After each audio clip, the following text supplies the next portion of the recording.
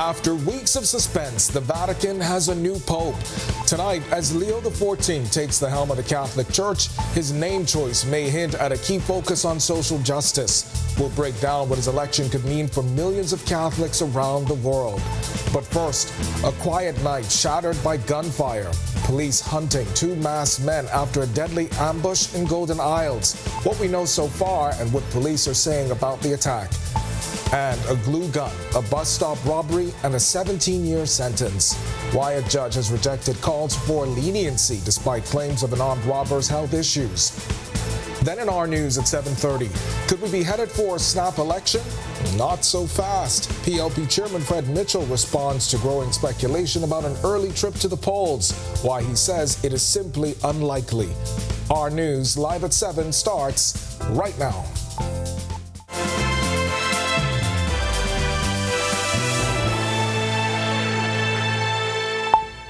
Welcome to our news live at 7. Thanks for joining us tonight. I'm Kindino Knowles. With political tensions rising in the next general election looming, talk of a possible early election is heating up.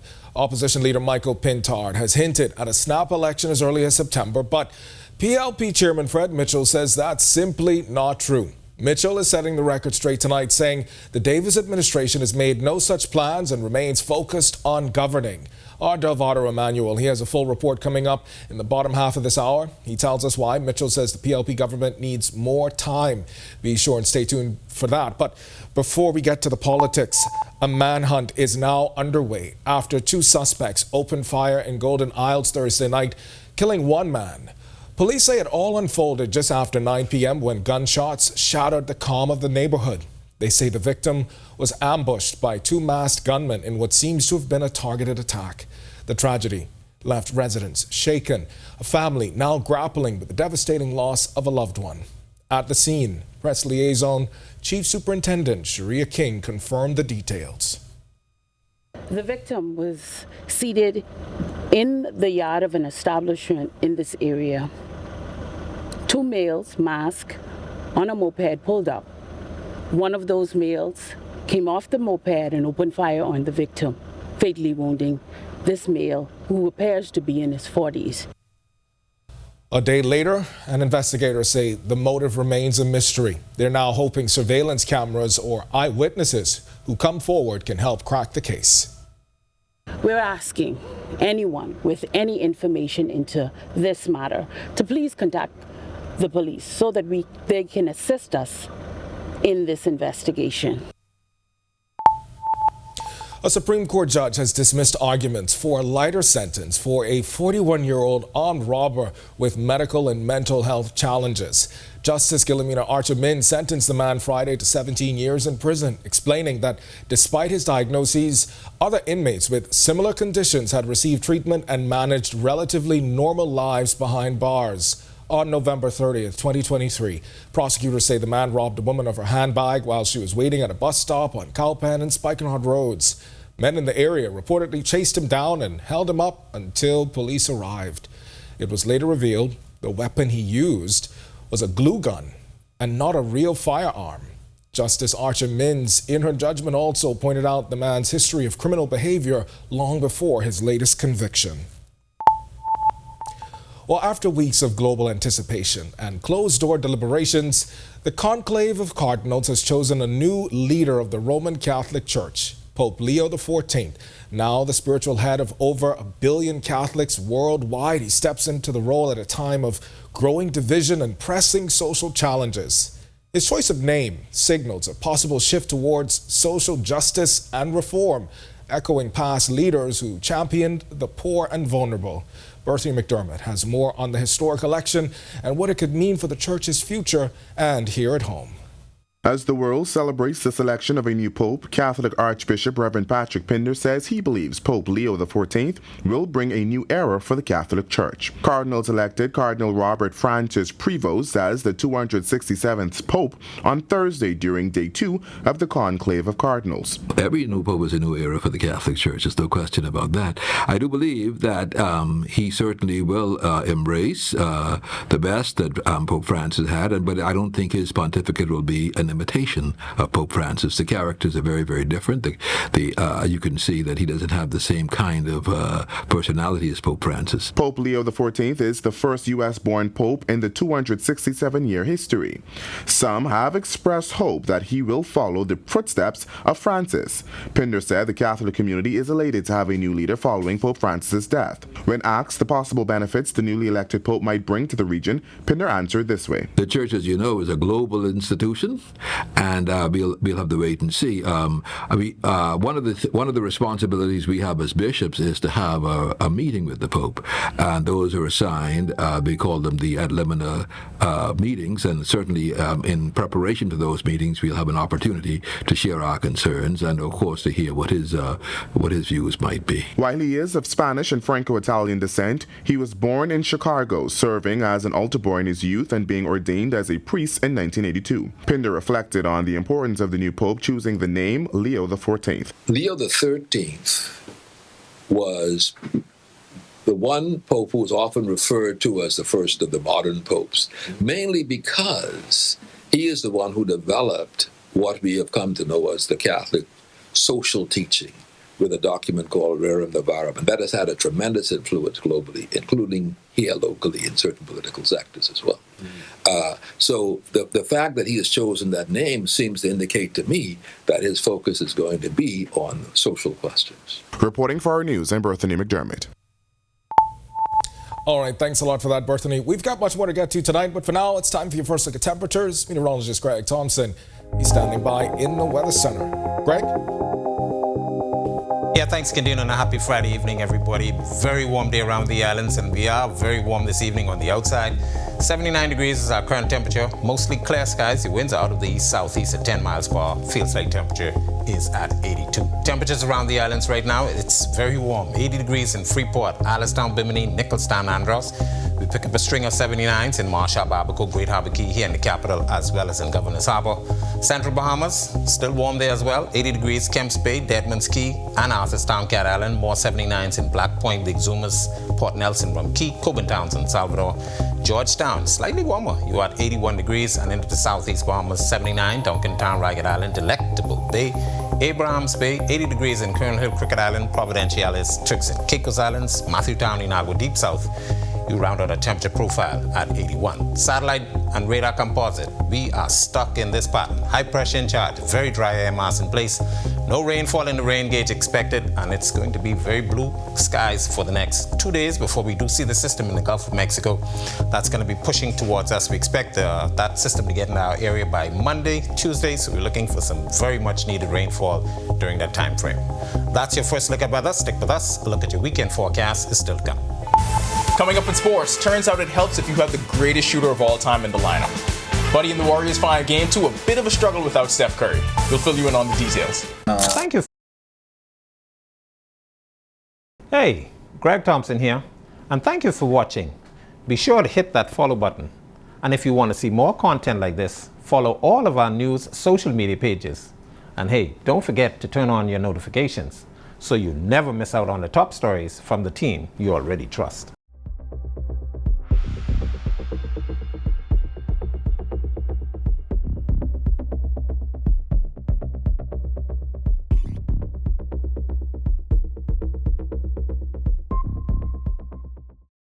Yo, what's good, my loyal viewers? Ronaldo Dorset of 10YS here. First of all, thanks so much for watching, but be sure to hit that follow button.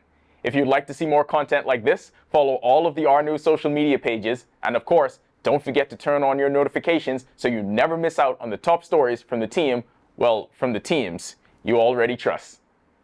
Welcome to Journey TV.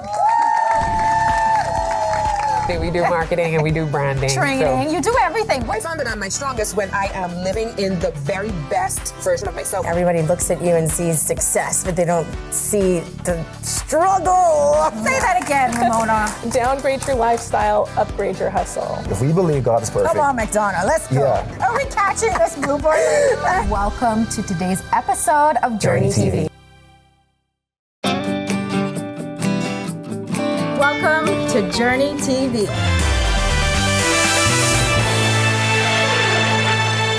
Welcome to Our Sports at 7, presented by 10th Year Seniors. I'm Ronaldo Dorset. That's John Marknut. let's do show. So let's look at the bright side. Buddy and the Warriors got the split in Minnesota and are headed back to the Bay in front of a friendly home crowd. Hopefully, Steph Curry emerges from that home crowd and joins them on the court. A shorthanded Golden State Warriors team lost Game 2 to the Minnesota Timberwolves 117-93 last night at the Target Center in Minnesota. Buddy Hield finished with 15 points on 5 for 14 shooting from the field, 4 for 9 from three-point range. Game 3 is back at the Chase Center in San Francisco Saturday night at 8:30 p.m. local time. Since the calendar flipped to May, Hield has averaged 19.7 points, made just about 5 threes per game, and is shooting 50% from the field. Excitement continues to build for the inaugural University of Bahamas Mingos Golf Tournament. Hosted May 18th at the Royal Blue Golf Course at 2 p.m., the event acts as a fundraiser for the UB golf teams and a means to bring awareness to the growth of the program. Leno is the title sponsor of the event. Tireflex Star Motors and Mercedes-Benz has agreed to sponsor the hole-in-one prize for the tournament, a 2024 Benz C200. A hole-in-one on the 12th hole gets that golfer the coupe. The country's top youth athletes showcased their skills this week at the Frank Pancho Raming National Primary School Track and Field Championships. The Temple Christian Sons emerged as a dominant program over the last 3 days at the original Thomas A. Robinson Stadium by winning 4 division titles. The Sons won the Open Girls, Girls 13 and Under, Boys 11 and Under, and Boys 7 and Under divisions. The Queens College Comets were the only other school to win multiple divisions, the Boys Open and Boys 9 and Under. And your 10YS Plays of the Week. That'll do it for our sports. Stay tuned to Our News at 7:30 for details on these stories and more. When our news comes back from the break, we turn our spotlight to stories making headlines across the world as newly elected Pope Leo XIV held his first Mass Friday in the Sistine Chapel. Plus, U.S. President Donald Trump says he's open to cutting tariffs on Chinese goods ahead of talks in Switzerland. And we'll tell you why Sean Diddy Combs' lawyers face an uphill battle in his sex trafficking trial when Our News returns. Welcome to Journey TV. I'm glad the Wally boys have split, because you know what? They know we ain't got no more competition. The words on the Spelling Bee show in the lot. Phosphorescent. Hey, it's the Charlie Bahama Show. Welcome, I'm your boy, Charlie Bahama. New season of groovin' is here.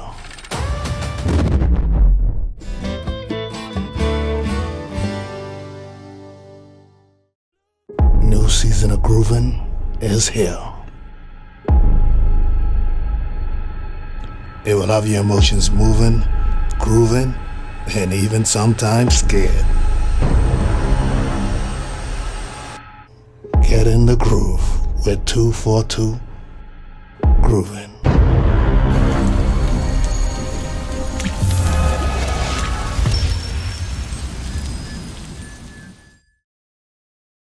The words on the Spelling Bee show in the lot. Phosphorescent. Bougainvillea. Never. T. Where was the T in here? You trust me? No. Good. No, I'm saying find over here. Come on, cut up. Okay, well, some of them.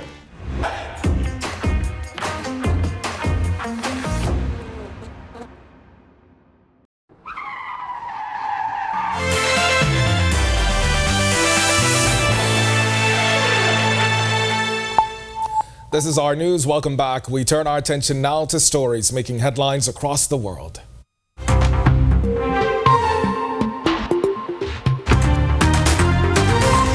Newly elected Pope Leo XIV held his first Mass Friday in the Sistine Chapel. The 69-year-old Chicago native and the first American to lead the Catholic Church faces big challenges, from church finances to debates over inclusion.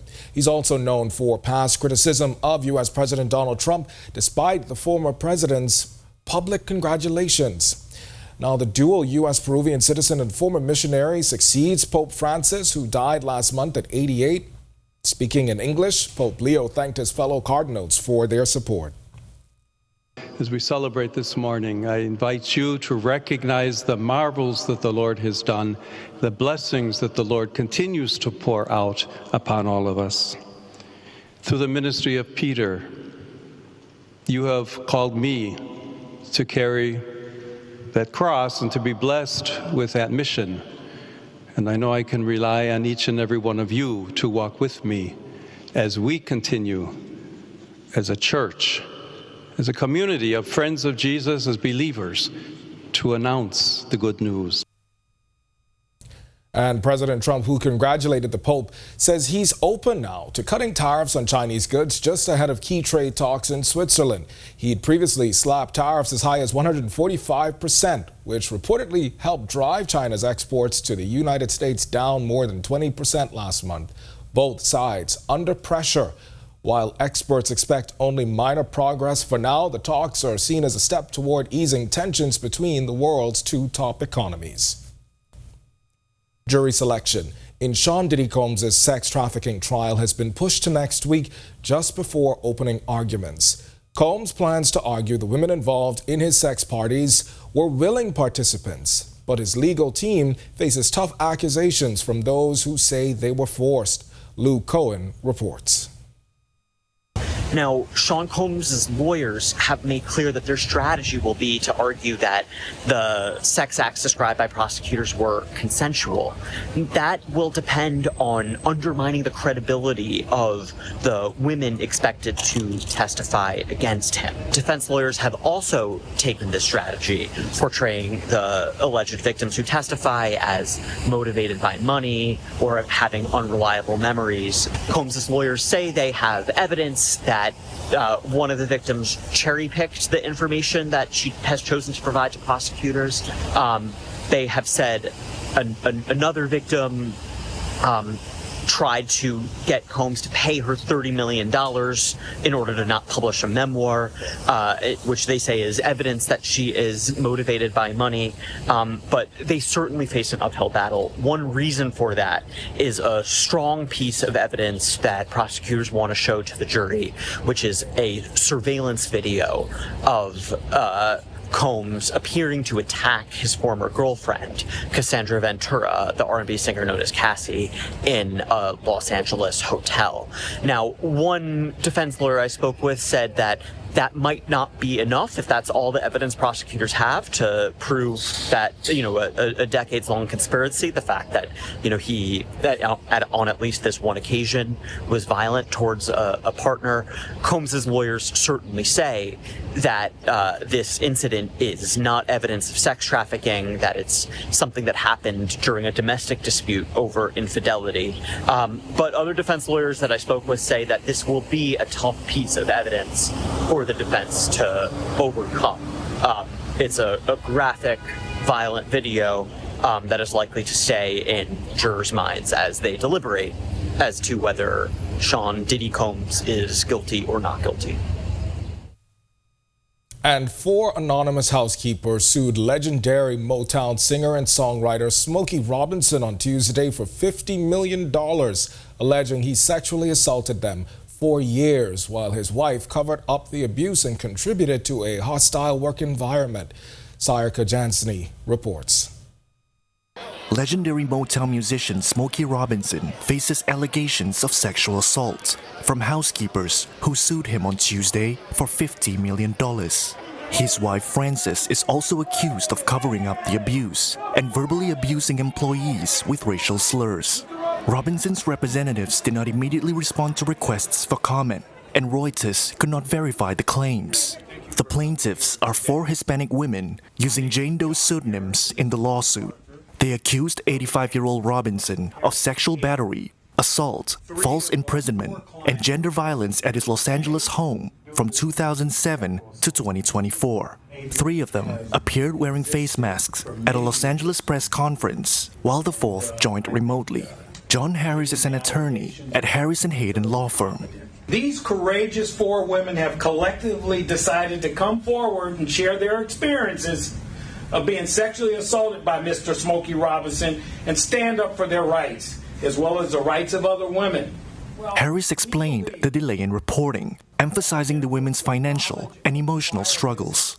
The obvious question that one will ask, and I suspect most will, why didn't they report Robinson's criminal misconduct to law enforcement or go public before now? As I said before, these women were all low-wage earners living from paycheck to paycheck. They all feared missing a payday and not being able to pay their rent or buy food for their families. And also, Smokey's Robinson celebrity status intimidated them and all made them feel powerless.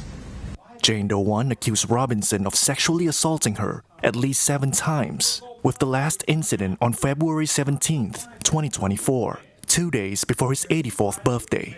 The other plaintiffs made similar claims, with Jane Doe's 2 and 3 alleging at least 20 assaults each. Their lawyers said they welcome a criminal investigation, but haven't heard from prosecutors. Representatives of Los Angeles County District Attorney Nathan Hochman did not immediately respond to a request for comment.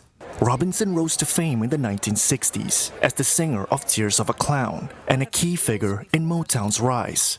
He recorded over 30 hits solo and with The Miracles, a group of his Detroit schoolmates. Still to come in our news, today in history, find out interesting facts about the day that was May 9th. Then in our news at 7:30, forget flowers. One son gave his mom a plane ticket for Mother's Day. Her reaction is priceless. We'll show you his heartwarming gesture now going viral. But first, travel numbers are down and the tourism minister says it's time for local hotels to pivot. Why Chester Cooper says he believes smarter strategies could make all the difference. When Our News returns. Sleepy Lex has taken over the charts, but we got newcomers like Devondre and NF Trey climbing up to reach that #1 spot, while Travis Clark and Chase Fernandez is applying big pressure. Who will be #1 on upcoming shows of Rev Up? Buckle your seatbelt and find out. It's gonna be a wild ride. Are you ready?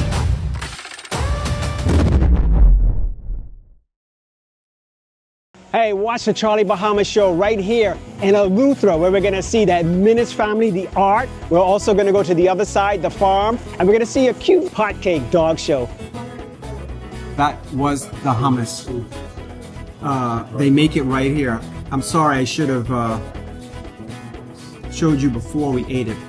Check out the Charlie Bahamas show this week from Eleuthera on Channel 212, Cable Bahamas. The wait is over. We're back with a new season.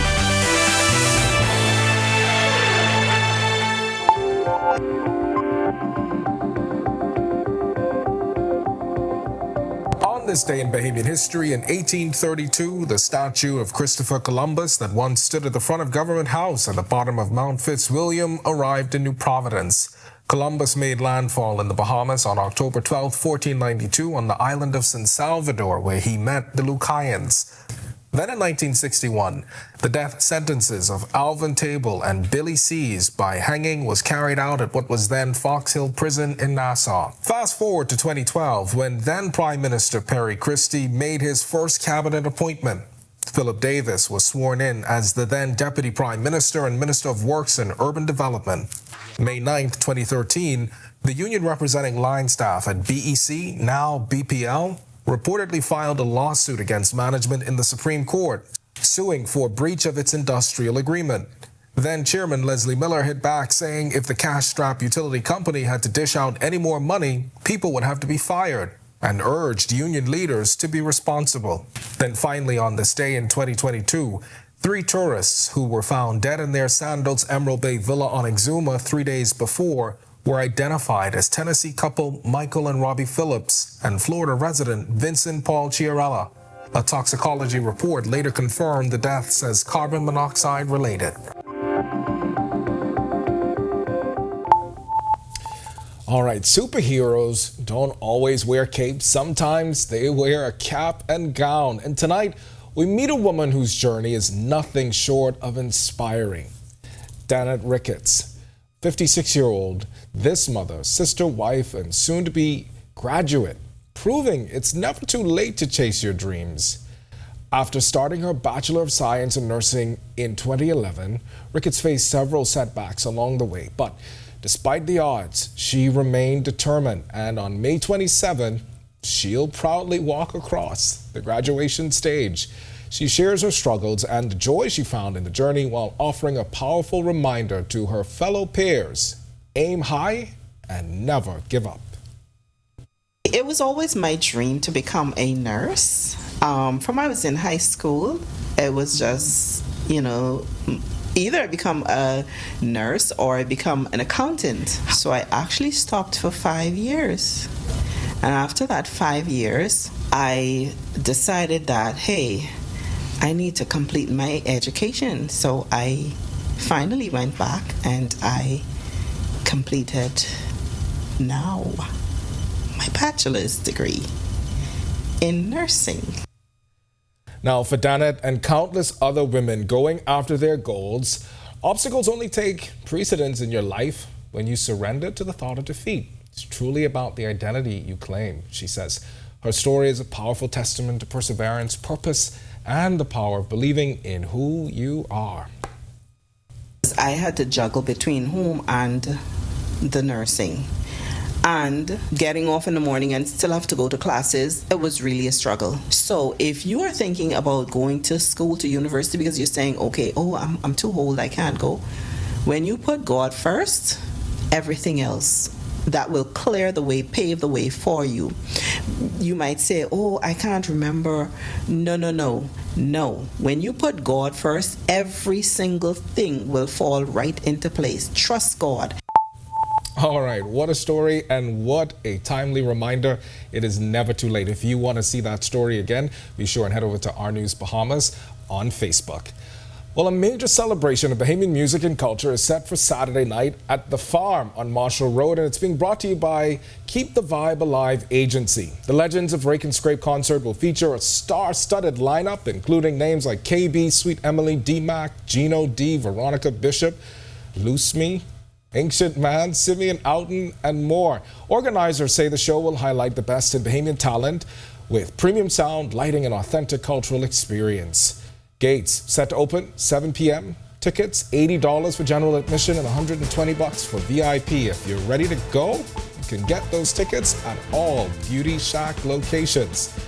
That's going to do it for us in News at 7, but joining us now is our Atalia Hall. She's got the latest headlines. Atalia, I am a big Veronica Bishop fan. Yeah, I said that concert sounds good. Yeah, Marshall Road. What do you think? Another date? Now, see, first you asked me to go to the gym. You asked me to commit to the gym. I can't commit to that right now. But maybe we should go see KB and Veronica and all the rest. And there's so many more we didn't get to mention, but there's so many more. But hey, I wanted to find out from you before we go. Do you know how to stomp the roach? Do you know how to do that dance? Good deal. No. I know we used to do, no, we did those dances in school. Place to do it. Yeah. I do know. Okay. All right. Well, let's see who can do the best after. Okay. I'll wait for you. All right. Thanks so much, Ken. Well, one son gives his mom a plane ticket for Mother's Day, making a viral moment. Plus, we'll show you a meaningful mural. Here are your latest headlines. First tonight on Our News at 7:30 with talks from the opposition of a snap election by September. PLP Chairman Fred Mitchell clears the air. Also, a man is behind bars tonight after a deadly incident on Plantoul Street. Plus, Deputy Prime Minister Chester Cooper urging Bahamian hotels to rethink their approach in an uncertain global market. And later, the Ministry of Tourism highlights the importance of preserving the nation's coastlines during a month-long celebration. The story when Our News returns. The wait is over. We're back with a new season of 242 The Gospel. Great artists, new videos exploding on the countdown. Will Najia be able to continue to turn the pages at #1, or will someone else rewrite her story? Let's see on this season of 242 The Gospel.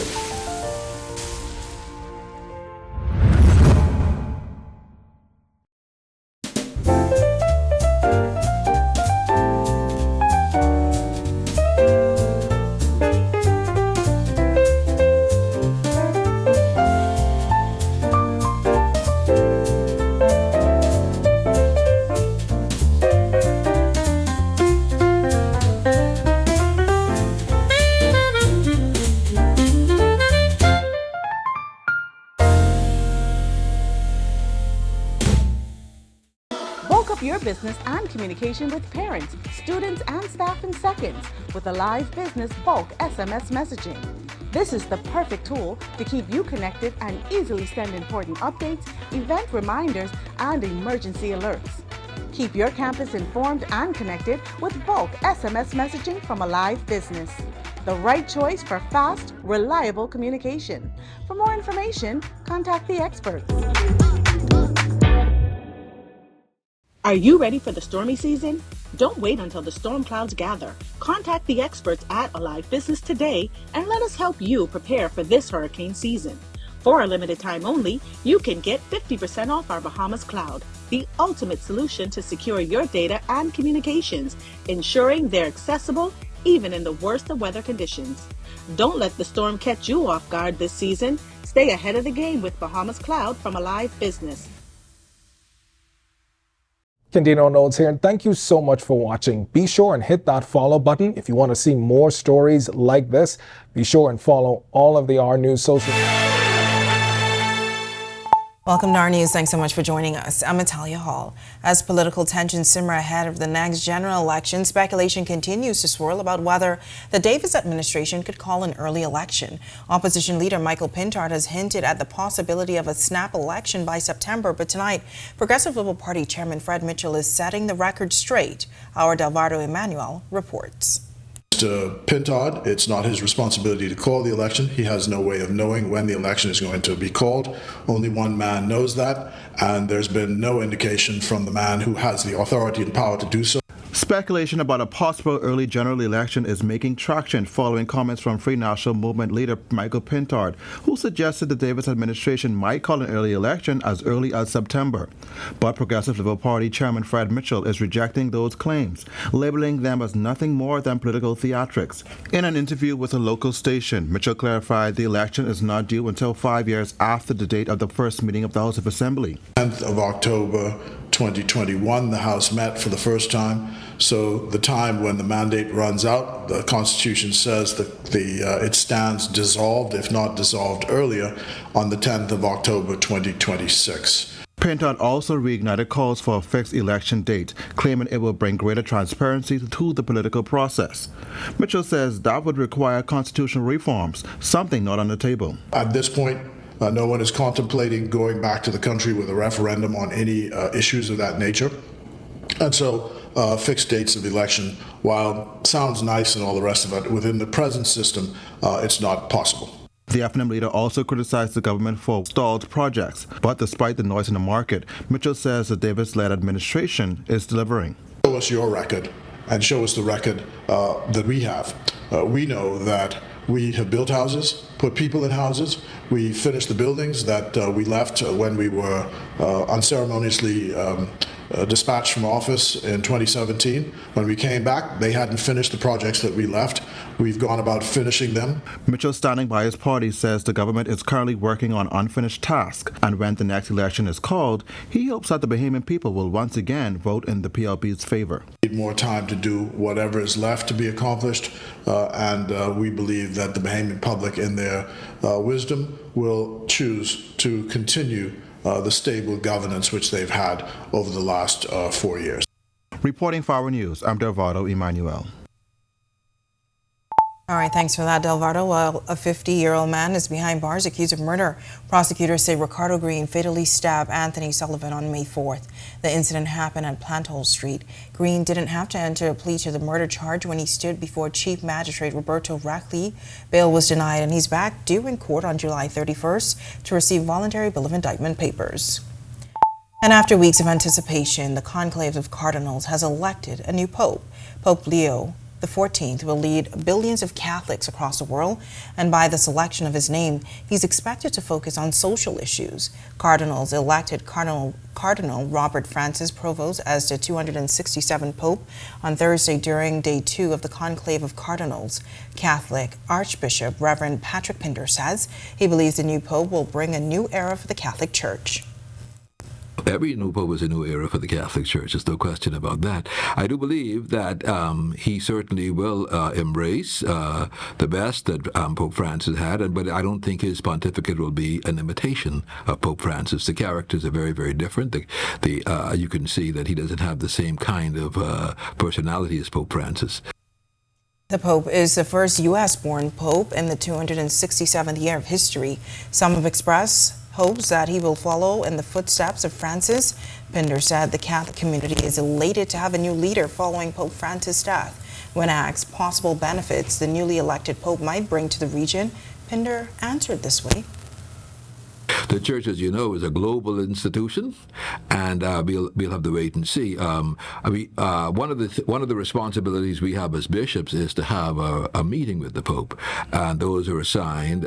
We call them the ad limina meetings, and certainly in preparation for those meetings, we'll have an opportunity to share our concerns and, of course, to hear what his views might be. Deputy Prime Minister and Minister of Tourism Chester Cooper is suggesting local hotels change their strategies amid global uncertainty that's seeing a downturn in global travel. It comes after stopover visitors and air arrivals saw a 4% and 3% shortfall. International reports are revealing a drop in travel in the United States as well. They may need to make some adjustments themselves. They might need to adjust their strategies moving forward.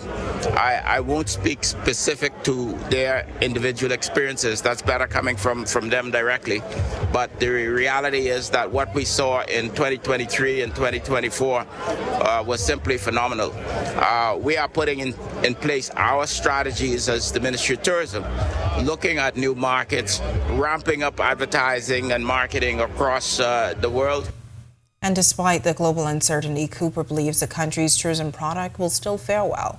With this negative outlook, Cooper says the ministry is putting together key strategies.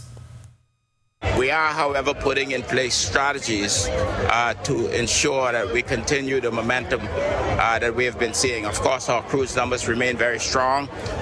Grand Bahama continue to post very strong arrival numbers, and 11.6% ahead of last year, as does Abaco and other family islands.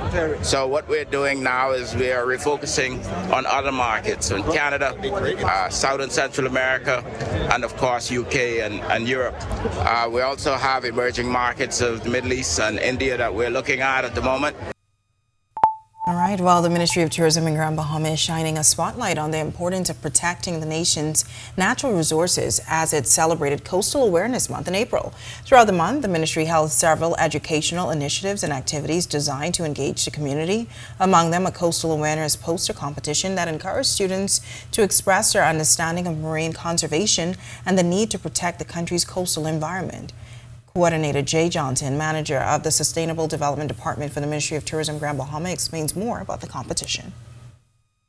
Art pieces were judged, and so within the categories of the junior schools, which was grades 7, 8, and 9, and as well as the primary schools, grades 4, 5, and 6, we had over 15 pieces that were displayed within the C.A. Smith building. For 1 week, those artworks were displayed. Persons were able to come in and see the artwork. And today we had an award ceremony where the kids who received first, second, and third place would have gotten trophies and certificates for their participation. And Johnson says he's amazed at the work that was submitted. The concept and the critical thinking that came behind this piece, to me, it just blows my mind that it's coming from a grade 4-year-old. And then the handprints around, stating and showing how much work it takes for us to maintain and keep the environment clean in the manner which is conducive not only for ourselves, but again for our visitors who are coming to the shores of the Bahamas to experience the beauty of our islands. All right, well, if you're heading outside this weekend, you're in for a treat. This as pleasant weather conditions are expected. Meteorologist Greg Thompson is in the Weather Center with a first look at weather. Greg, what can you tell us? Yeah, thanks, Natalia, and welcome back, everybody, for our final look at weather around the islands. 79 degrees, mostly clear skies on the outside. East-southeast winds at 10 miles per hour. Field slight temperature is at 72. Satellite radar composite. We are still dry. High pressure in charge at the surface and aloft. It's going to be with us for the next 2 days before systems move into our area. We do expect a frontal boundary and a low pressure system in the Gulf that's headed our way. We expect that to get near Monday, Tuesday time frame, so much needed rainfall expected could help to put out some of those fires. That's a quick check on conditions around the islands. Stick with us. A look at your weekend forecast is still to come. Still to come on our news, while many gave flowers and brunch, one son gave his mom a gift she will never forget. a trip of a lifetime. Also from gyros with a flair to a new home in Port Lucaya. One Grand Bahama restaurant is leveling up, and later, education, culture, and conservation came together at a special event focused on saving our marine resources. And that's all coming up when Our News returns.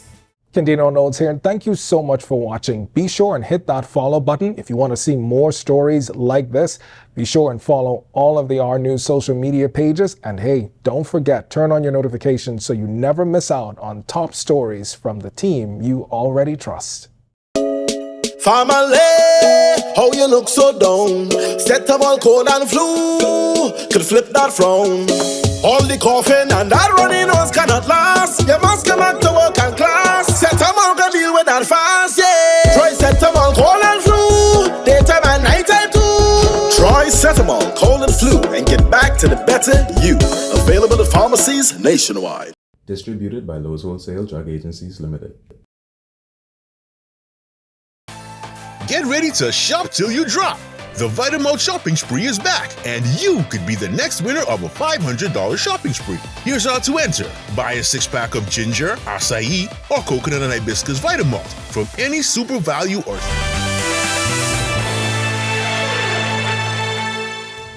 Brunches, dinners, church services, and gifts are all the things associated with Mother's Day. But for one American man thinking outside the box, giving his mom the gift of travel was the ultimate reward for his mother. Our Daniel Miller reports. I recently took my mom on a trip because, one, she's been retired for like 4 years. My mom has never done much of anything. And I have been pushing for her to enjoy life. This is international videographer and YouTuber Daedric Davis. His YouTube channel, Where To Next, documents his travel adventures with mostly him and his wife. But his latest video featured a special guest, his mom. Davis says his mom, Wanda Jones, like many mothers, has spent her life on a hamster wheel consisting of work and home, neglecting time to explore a world outside of her home state until he gifted her her first vacation. It started last year. Finally, I got her to get on her first flight from Atlanta, Georgia to Los Angeles. So her first flight was a long one. And she took it real well. She teared up. She had some, but she afterwards, I think it worked, because when we came back, she was like, I'm ready for the next one. Then after that, I was like, okay, we're going on a cruise. That cruise brought them to the Bahamas. It was Wanda's first time traveling internationally. Daedric admits that gifts like these take money and strategic planning. However, he does not consider them as an expense and encourages viewers to give their mothers the gift of relaxation or a present that curates memories. He says the happiness he's seen radiate on her face fills him with immense gratitude to be able to give his mother experiences not even he could dream of. Even long before retirement, I've been pushing her to really enjoy each and every day. And don't get me wrong, that don't mean that enjoying mean getting up and traveling the world. It can be just doing something. Reporting for Our News, I'm Danielle Miller. Okay, I enjoyed that. Thanks so much for that story, Danny. Of course, see that again is available now at ournews.bs.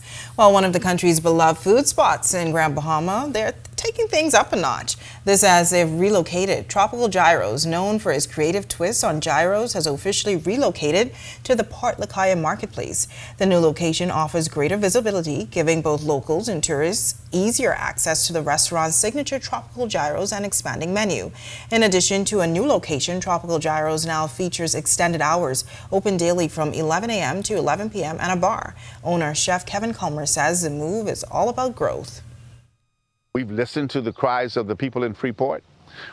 We've heard, with regards to dining, ambiance, atmosphere, accessibility. We noticed that, people, once they leave downtown, they're not coming back. They want to go to the more livelier spot like Port Lucaya. So, hey, we saw an opportunity to come here and provide a much bigger, better service to our customers, longer hours, more aesthetic environment. Okay, and we're looking forward to full table dining service, not on takeout plates. We heard Freeport, so when you dine in, you'll dine in on china. And of course, when you take out, you'll take out with the takeout containers.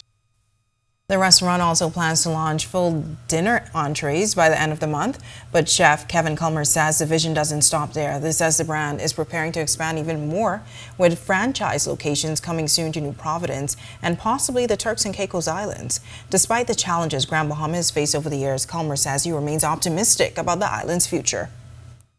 I believe Grand Bahama is on an upswing. For too many years, I think that people have sort of looked at Grand Bahama as a forgotten island, especially Freeport as a forgotten city.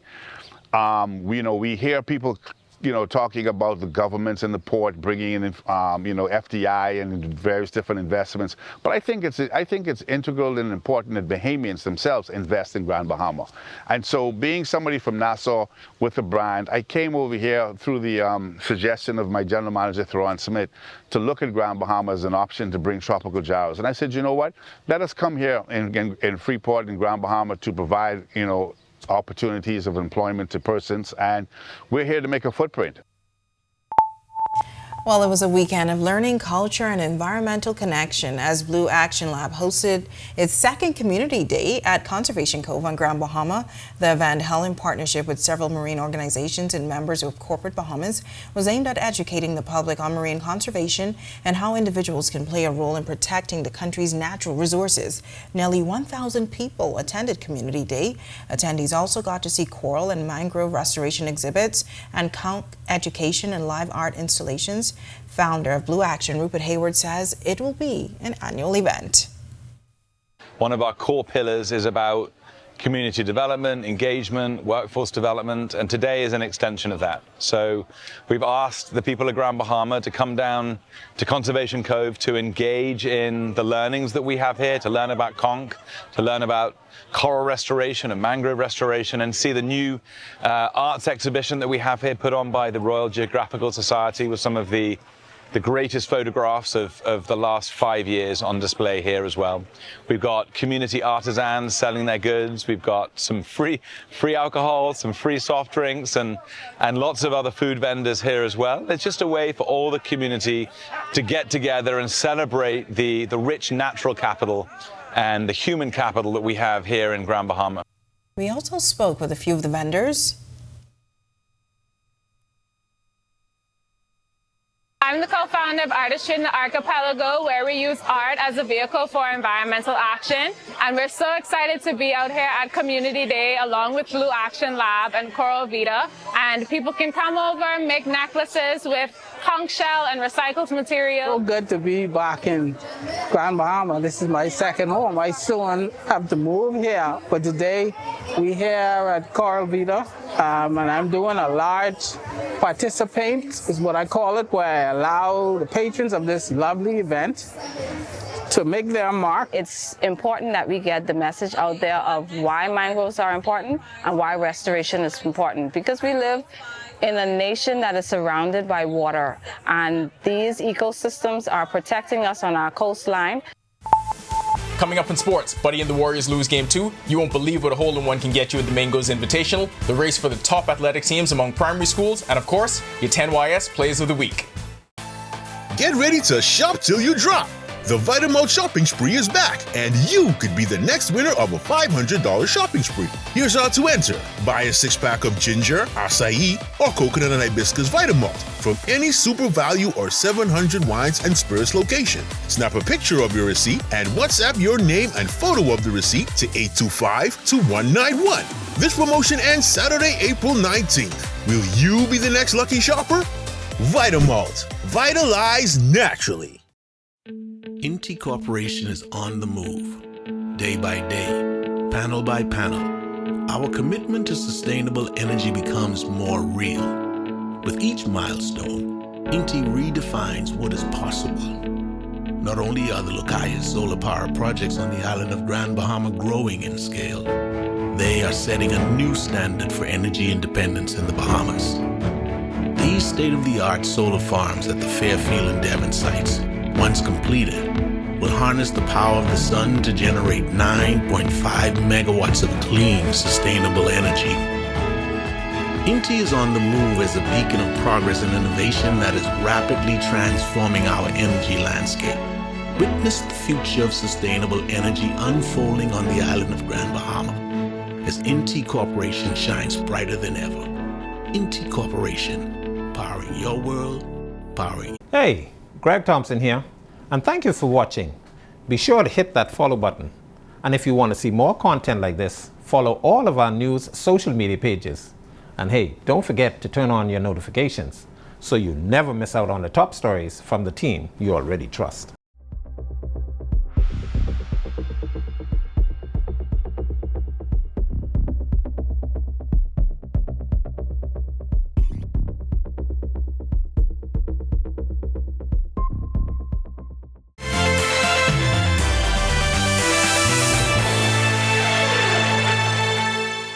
Welcome to Our Sports, presented by 10th year seniors. I'm Ronaldo Dorset. That's John Mark Nutt. Let's do show. So let's look at the bright side. Buddy and the Warriors got the split in Minnesota and are headed back to the Bay in front of a friendly home crowd. Hopefully Steph Curry emerges from that home crowd and joins them on the court. A shorthanded Golden State Warriors team lost Game 2 to the Minnesota Timberwolves 117-93 last night at the Target Center in Minnesota. Buddy Hield finished with 15 points on 5 for 14 shooting from the field, 4 for 9 from three-point range. The Warriors seemed doomed from the start after they opened the game on a nearly 5-minute drought. They were quickly down 13-0 before they scored their first field goal, put up just 15 points in the first quarter, and were never really in it the rest of the way. Game 3 is back at the Chase Center in San Francisco Saturday night at 8:30 p.m. local time. Since the calendar flipped to May, Hield has averaged 19.7 points, made just about 5 threes per game, and is shooting 50% from the field. Excitement continues to build for the inaugural University of Bahamas Mingos Golf Tournament. Hosted May 18th at the Royal Blue Golf Course at 2 p.m., the event acts as a fundraiser for the UB golf teams and a means to bring awareness to the growth of the program. Leno is the title sponsor of the event. Tireflex Star Motors and Mercedes-Benz has agreed to sponsor the hole-in-one prize for the tournament, a 2024 Benz C200. A hole-in-one on the 12th hole gets that golfer the coupe. Lightborn Trading has also partnered in the event. We have a nation that's made of athletes, something that we can brag about to the world. And I think golf is a platform that we haven't really explored yet. And to give the young people an opportunity to be able to experience that, I was able to start a little later in life, but it's a game that the earlier you get into, the better you can become, and you can play for the rest of your life. The country's top youth athletes showcased their skills this week at the Frank Pancho Raming National Primary School Track and Field Championships. The Temple Christian Sons emerged as a dominant program over the last 3 days at the original Thomas A. Robinson Stadium by winning 4 division titles. The Sons won the Open Girls, Girls 13 and Under, Boys 11 and Under, and Boys 7 and Under divisions. The Queens College Comets were the only other school to win multiple divisions, the Boys Open and Boys 9 and Under. Low Sound Primary out of Andros was the only Family Island team to win a division, the Girls Under 7. Grace Christian Academy won the Girls Under 9, and Telma Gibson Primary took first place in the Girls Under 11. Cleveland Aeneas won the title in the Open Boys Division, and Carlton Francis won the Boys Under 13 Special Education title. We've been consumed by playoff basketball all week. Maybe the same thing happens to top players. Let's find out together. Coming in at number 5, Game 1 against the T-Wolves, Buddy in the post. This is new, but it works. Coming in at number 4, we also are pop culture as well. JJ out here showing off at the Met Gala. Coming in at number 3, Buddy just adding all sorts of new nicknames this postseason. Now he's Buddy Blocks. Looking like prime John Mark against Prince Will. Coming in at number 2, Christian Robinson stays hot with another home run. That cameraman got confused. Coming in at number 1, and this is when you knew this was going to be a special game. Buddy from half court making it look like a layup.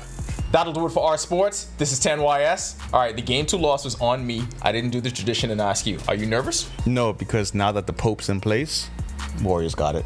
All right, optimism for Game 3. Back to the studio. Still ahead on our news tonight, creativity meets community. Hear how a volunteer-led project brought new life to the Humane Society. And Greg is back with the extended weather forecast when our news returns. Stay with us. Yo, what's good, my loyal viewers? Ronaldo Dorset of 10YS here. First of all, thanks so much for watching, but be sure to hit that follow button. If you'd like to see more content like this, follow all of the Our News social media pages, and of course, don't forget to turn on your notifications so you never miss out on the top stories from the team, from the teams you already trust. Welcome to Journey TV.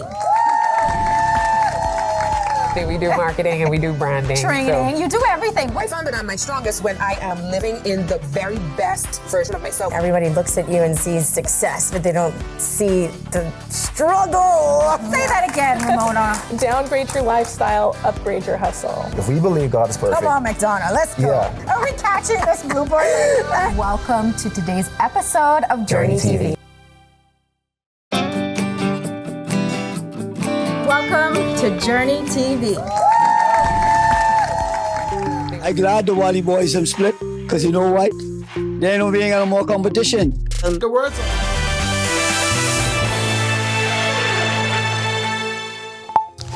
This is our news. Welcome back. We are still stuck in this dry pattern. High pressure is still with us, and that's going to stay with us through Sunday. It's going to continue to keep us rather dry. We're looking for some very warm temperatures as well as very little in terms of any cloud mass. But we are watching a frontal boundary and a low pressure system in the Gulf that's going to be headed our way. Low pressure system sitting right across the Louisiana, Alabama area, with a trailing front all the way into the Gulf of Mexico. That will push towards the east, eventually getting into our area by Monday, Tuesday. And of course, we do need a rainfall. We're in a slight drought. We really don't want to call it a drought, but it's very dry. But we do expect some rainfall by at least that time frame. Future forecast showing the system in the Gulf that's going to be taking shape. Low pressure moving into the southeastern United States. That trailing front pushing towards the west coast of Florida by Saturday afternoon, but by Sunday it's still going to be there. But we do expect that high pressure to stay with us, and as I mentioned, by Monday, Tuesday time frame should get into our area. Boating forecast: northwest Bahamas tonight through tomorrow. Your winds will be out of the southeast to south at 10 to 15 knots, seas running 2 to 4 feet over the open waters. Tide is presently high, will be low at 1:17 in the morning for the central and southeastern islands. East to southeasterly flow 10 to 15 knots. There will be some occasional higher gusts. Seas will be running 2 to 4 feet over open waters. Here's a look now at your national forecast.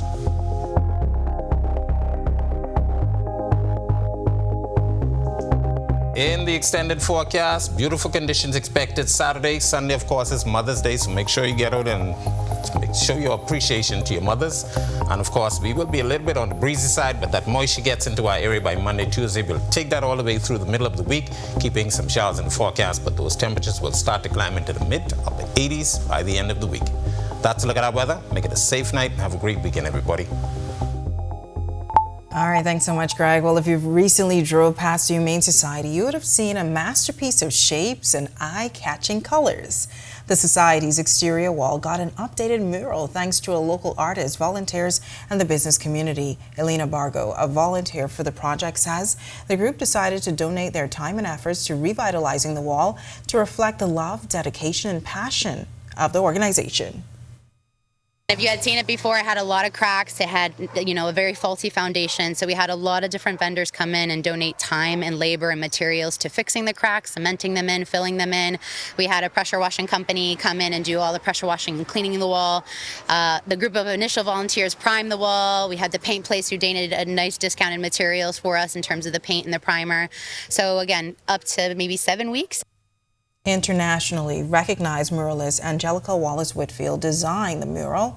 Wallace-Whitfield says she's had a desire to revitalize the wall, so when organizers approached her about the project, she was more than ready. She says it took her only 2 days to complete the design.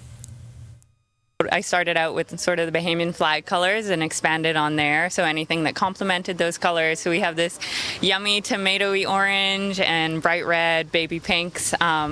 Yeah, I just wanted it to be super colorful, so as you come around that bend, it's obvious and there's life in the area and sort of leads you towards the Humane Society.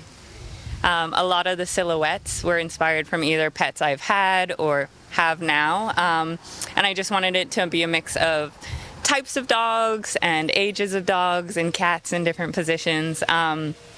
And yeah, just really fun patterning in the background. Some of it is inspired by Junkanoo sequencing, some of it's just abstract shapes, some inspired by Bahamian botanicals, flora, things like that.